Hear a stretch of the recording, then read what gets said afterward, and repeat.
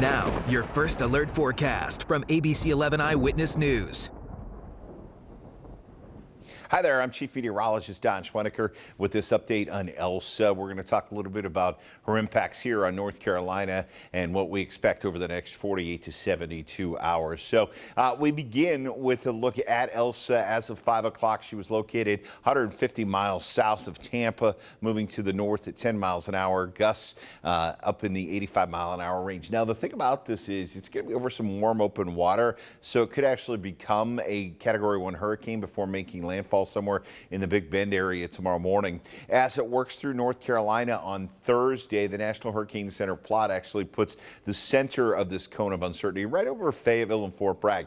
That could change. It could end up anywhere in this cone. So if it ends up closer to the coast, that means less in the way of rainfall, less gusty winds concentrated around that eye of the storm. If it moves more toward Greensboro, that would mean heavier rain in our northern counties and not so much down to the south. So long ways to go on this forecast, but that's what we're looking at from the National Hurricane Center. They do have tropical storm warnings down along the Florida coast.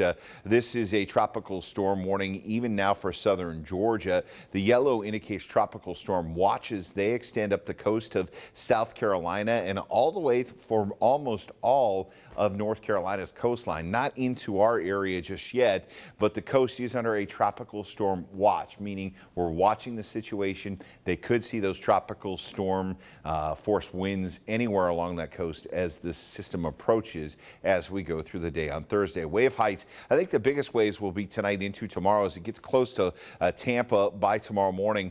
The energy is going to take it up and in. The wave should die down. And then as it crosses Florida and gets over into the Atlantic Ocean, the wave heights start to pick up. That green indicates anywhere from 10 to 12 foot high surf, especially off the coast. And then that really strengthens as it moves out of here and moves away. It could become a tropical storm again, and then it's going to be a problem for Cape Cod and parts of Massachusetts. Now, looking at the spaghetti models, each line indicates a spaghetti plot, and the reason we call that is because each line indicates a model. It looks like a big pile of spaghetti here. When these are all tightly packed together, that tells us we have a pretty good idea where the storm is heading. This one has really spread out over the past 24 hours, and I think it's the models, different models are having trouble kind of how this is going to interact with the land, and certainly down into Florida and Georgia. And so because of that, some of the models taking a little further west, some of the models taking a little further east. That's why that cone of uncertainty exists. It could end up anywhere in this cone. The red line indicates the National Hurricane Center's best guess on the center line, and it does take it right through our region. As far as onsets of peak wind gusts, right now, I think this will be Thursday.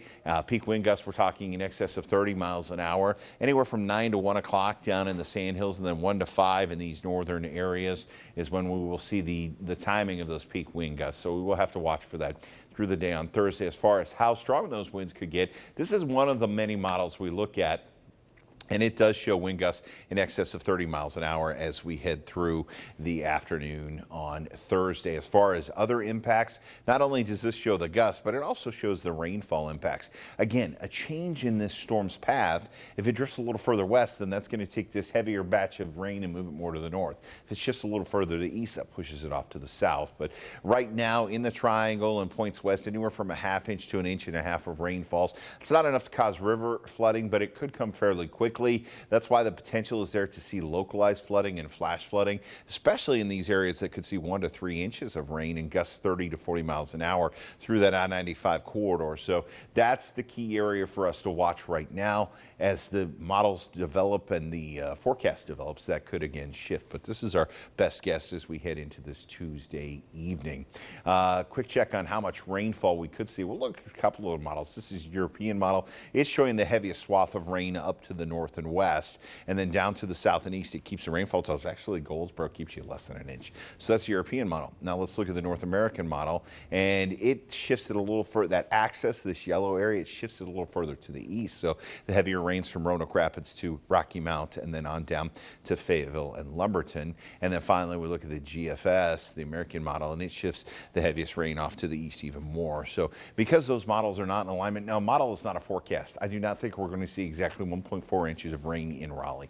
But when we see these models come together and they start to show more of a uniform area of heavier rain, that gives us an idea of where we need to be forecasting those heavier showers. So that's why we will wait a little bit on making a rainfall forecast. Just know that 1 to 3 inches is a good bet, especially east through the I-95 corridor. We'll continue to monitor this. We'll have updates throughout the evening. We'll send out another update after 11 o'clock tonight as we get some new data in the 11 o'clock update from the National Hurricane Center. So stay tuned. Keep watching us here on ABC11.com and on the ABC 11 app.